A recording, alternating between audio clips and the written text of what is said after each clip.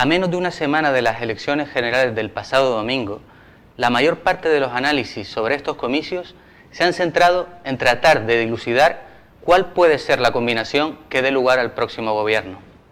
Pero más allá de las preferencias de unos y de otros, la preocupación común en todas estas cábalas postelectorales se centra en la pretensión de alcanzar algún tipo de acuerdo de Estado que permita garantizar la estabilidad del sistema con la participación de nuevos actores políticos como Ciudadanos y Podemos. En este programa, por el contrario, analizaremos la coyuntura política del Estado español desde otro punto de vista, desde la perspectiva de quienes defienden la necesidad de transformar radicalmente nuestra sociedad e impugnan la creencia hegemónica de que sus graves problemas pueden encontrar solución en el marco del sistema capitalista. Para ello, contamos con los análisis de tres representantes de la izquierda revolucionaria: la dirigente de Red Roja, Ángeles Maestro; Carmelo Suárez, secretario general del Partido Comunista de los Pueblos de España; y el veterano militante y teórico de la izquierda abertzale vasca, Iñaki Gil de San Vicente. Comenzaremos a conversar con Ángeles Maestro desde Madrid, con quien vamos a conectar vía telefónica, ya que problemas técnicos le han impedido hacerlo a través de la banda ancha. Buenos días, Ángeles Maestro, y gracias por participar en nuestro programa. Te traslado, Ángeles, una primera pregunta. ¿Qué análisis haces de las elecciones generales y de la coyuntura política que se abre en el Estado español? Muchas gracias a vosotros por invitarme. Lo primero que habría que destacar es que ninguna de las fuerzas políticas que han obtenido representación parlamentaria, y digo estrictamente ninguna, ni en el programa electoral ni durante la campaña, se ha comprometido a acometer los temas fundamentales que exigirían ser tratados para modificar en algo la situación dramática que están viviendo millones de personas. Quiero decir que ninguna de las fuerzas políticas se ha comprometido a dejar de pagar la deuda, a cuestionar la pertenencia del Estado español a la Unión Europea o a la OTAN. Por lo tanto, ninguna de las quinielas, que parece que es lo que a la gente le tiene preocupado, ninguna de las quinielas del poder ofrece la menor garantía de mejora en unas condiciones de vida dramáticas, y que además no van a hacer más que empeorar, porque durante este último año, para intentar que el pueblo creyera que realmente las cosas estaban mejorando, han estado congeladas nuevas contrarreformas laborales, nuevas privatizaciones, nuevos recortes en las pensiones que reclamaban por debajo de la mesa el Fondo Monetario Internacional y el Banco Central Europeo, y que tengo la completa seguridad de que van a ser acometidas. Muchas gracias, Ángeles Maestro. Mantente en línea, por favor. Vamos a escuchar ahora la opinión de Carmelo Suárez, secretario general del Partido Comunista de los Pueblos de España. Buenos días, Carmelo. ¿Qué análisis haces de las pasadas elecciones? ¿Piensas que, a pesar de todo, pueden suponer algún tipo de avance? Bueno, yo creo que no hay nada que celebrar. Esencialmente hay una reacomodación de fuerzas políticas para representar al mismo sistema y para seguir con las mismas políticas que marcan los monopolios y a través de la Unión Europea y de todos sus instrumentos. A nivel de Podemos, la imagen más clara para explicarlo, para los que tenemos alguna edad, es el año 1982 y el ascenso de Felipe González. Tuvimos que escuchar lo mismo que estamos escuchando ahora. Era votar a la izquierda, era votar no sé qué, con eso se cambiaban las cosas, etcétera, etcétera. No cambió nada. Felipe González, el gobierno del PSOE, aplicó con mano de hierro las políticas de recomposición que necesitaba el capitalismo español. Lo que está ocurriendo es una reacomodación necesaria por la crisis en la cúspide que tiene el capitalismo español, producto de la crisis económica por la que transita. Muchas gracias, Carmelo. Incluso estando total o parcialmente de acuerdo con las interpretaciones de nuestros dos invitados, hay quienes piensan que un posible gobierno de coalición entre el PSOE y Podemos podría suponer por lo menos un cierto alivio para la situación dramática que viven millones de personas en el Estado español. Ángeles, ¿compartes este criterio? Voy a matizar eso. En primer lugar, un gobierno del PSOE con Podemos no sería suficiente, tendría que haber más fuerzas interviniendo. Y yo lo que quiero recordar aquí es el tema de Grecia. O sea, Syriza, con una mayoría mucho más grande y más estable de la que pueden ofrecer PSOE y Podemos, ha llevado al pueblo griego a unas condiciones de sufrimiento que multiplican por 6 los ataques que se habían producido con los memorandos anteriores. Es decir, estrictamente desde el gobierno y vía las elecciones no hay ninguna esperanza de que gobiernos puedan, ni siquiera estén dispuestos, porque nadie ha hablado de ese tema. Muchas gracias, Ángeles. Escuchemos ahora a Carmelo Suárez. Carmelo, ¿cuál es tu opinión? ¿Piensas que un posible gobierno del PSOE y Podemos podría suponer algún tipo de alivio, al menos en términos de políticas sociales? Políticas sociales o alivios, si algunos quieren tener esa esperanza, que ayudarán, aplicadas por el gobierno, un gobierno de esas características, a consolidar la dominación del bloque histórico de poder en España. Es decir, el bloque histórico de poder necesita legitimarse socialmente, establecer una serie de consensos que le permitan un grado de estabilidad para mantener la explotación de la clase obrera y su dictadura del capital, y en algunas ocasiones hay que recurrir a la cara amable del capitalismo que aporta la socialdemocracia, la nueva socialdemocracia, en este caso que sería Podemos. Gracias, Carmelo. Pero cambiando el punto de vista, hay quienes opinan que el triunfo de Podemos, además de deberse a otros múltiples factores, también se ha visto favorecido por la propia incapacidad de la izquierda revolucionaria para convertirse en referente de las clases populares. Ángeles Maestro, ¿comparte esta opinión?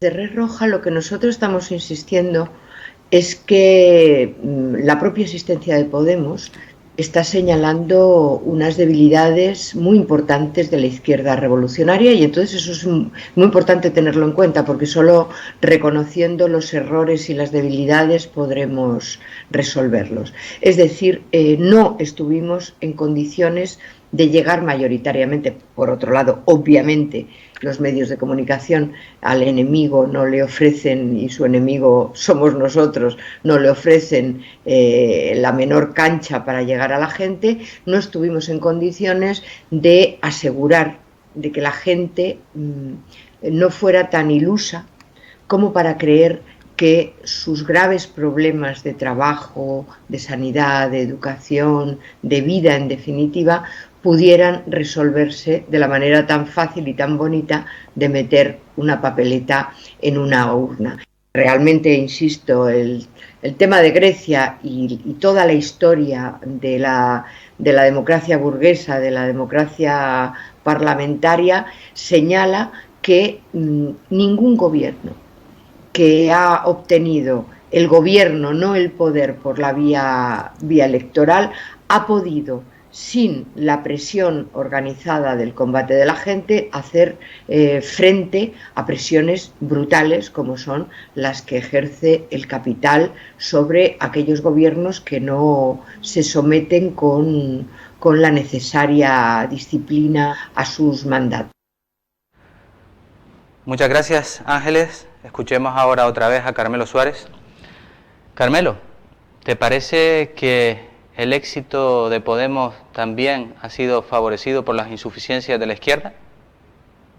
Hombre, obviamente en el escenario de la crisis capitalista ha habido una penetración de las ideas más reformistas en el seno de la clase obrera, por el abandono de las posiciones políticas de algunas organizaciones que tenían que haber jugado ese papel, y por el papel determinante del reformismo sindical. Eso ha trasladado un tremendo desarme ideológico a la clase obrera, donde hoy las posiciones del reformismo son realmente hegemónicas. Hay que mirar para el otro lado, que son las organizaciones revolucionarias. En ese caso podemos mirar para el Partido Comunista de los Pueblos de España, que evidentemente tenemos que ser capaces de ganar influencia en sectores amplios de la clase obrera. Y es un combate duro, donde tenemos que mirar a nuestra propia actuación y tenemos que mirar, lógicamente, que toda la operación que se está diseñando de segunda transición esencialmente es una operación contra la clase obrera. El gran ausente de estos resultados electorales es la clase obrera, porque todos los discursos de los 4 partidos que han obtenido más resultados son discursos de la ciudadanía, negando la lucha de clases y negando a la misma clase obrera como sujeto político. Por tanto, la lucha frente a eso es un combate ideológico muy fuerte, donde la fuerza más útil para la burguesía en este escenario es evidentemente Podemos, es decir, la nueva socialdemocracia que tiene más capacidad de engañar a la clase obrera y de conducirla a posiciones alejadas de la lucha revolucionaria. Gracias, Carmelo. Despedimos así la conexión con nuestros 2 invitados. Gracias por estar con nosotros y hasta un próximo encuentro, Carmelo. Muchas gracias, nos veremos. Muchas gracias también, Ángeles, por atendernos y hasta la próxima. Otra vez será mejor con vídeo incluido, espero. Vamos a ir ahora hasta Euskal Herria para conocer la opinión de Iñaki Gil de San Vicente. Buenos días, Iñaki. Kaixo, egunon, bueno, estamos aquí, o estoy aquí ahora en Euskal Herria, en Donostia, a la espera de vuestro interrogatorio. ¿Qué análisis haces de las pasadas elecciones generales? Bueno, yo creo que la primera batalla político-electoral, mal que viene, con muchos problemas, la ha ganado el bloque de clases dominante, teniendo en cuenta la situación que se había abierto en el Estado español en el 2010-2011, con todos los movimientos de protesta, con todas las situaciones de empobrecimiento, con las mareas, con la agitación social, con un movimiento obrero que se estaba poco a poco poniendo en marcha, con una situación internacional dentro del Estado, porque en el Estado hay naciones oprimidas, y una situación internacional dentro del Estado cada vez más peliaguda, como era, por ejemplo, la tendencia al alza de los sentimientos nacionales en Cataluña, en Euskal Herria, en Galicia, en cierta forma, también en Andalucía, en fin, con una situación de crisis galopante que venía desde el 2008-2009, pero que ya se estaba haciendo insoportable, con una corrupción que minaba absolutamente todo. En fin, en ese contexto había verdadera preocupación y verdadera situación de inquietud en el bloque de las clases dominantes en el Estado español y también en Europa, ¿no? Pues una situación que ahora no podemos analizar. Y en ese momento, a mi entender, surgen diversas discusiones entre ese bloque dominante y misteriosamente, entre comillas, aparece por un lado Ciudadanos. Ahora sabemos por noticias de prensa que recibieron ayudas de algunos servicios norteamericanos para irrumpir en la política estatal y también para comerse a UPyD, un montón de cosas que todos conocemos. Aparece Ciudadanos por una parte para crear una tensión y a la vez reforzar al nacionalismo español mediante aglutinar sectores y coger gente a la derecha del PSOE, y por otra parte también desde el reformismo duro aparece Podemos después de dirigir parte del malestar social ciudadano, entre comillas, y de dirigir parte del malestar social popular hacia la esperanza parlamentaria. Entonces, a partir de esa interpretación que haces, ¿cuál es el panorama que te parece que se presenta en el Estado español? Ese es el panorama actual. Insisto, han ganado la primera batalla, pero la han ganado por precario y muy duro. Ahora se inicia ya la segunda batalla y más dura, ¿no? Todavía, que es cómo dar forma, fuerza y contenido y orientación a todas las luchas que hay en el Estado español en estos momentos, ¿no?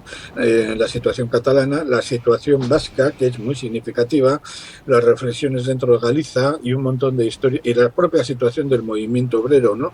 Y luego las exigencias europeas de la COE, de la OCDE, de Bruselas, que son durísimas y salvajes, y en fin, todo lo que se avecina más la propia situación económica. O sea, en cierta forma han aprendido, y concluyo con esto, han aprendido de experiencias anteriores, porque la burguesía a nivel político, parlamentario, institucional y represivo ya actúa a nivel europeo con doctrinas represivas, con doctrinas de contrainsurgencia, etcétera, y en el Estado, en el caso español, han decidido que es mejor por ahora, mantener una democracia burguesa fuerte y autoritaria por ahora, a no dar pasos que los puedan reservar para más adelante, ¿no? Básicamente ese es el panorama. Quien quiera ver, en mi interpretación, quien quiera ver en esto un triunfo de la izquierda se equivoca de arriba a arriba. Muchas gracias, Iñaki, por participar con nosotros y hasta un próximo encuentro. Bai, eskerrik asko zuei eta ikusiko gara. Bai, agur. Y a todos ustedes los esperamos en una próxima edición de Punto de Vista.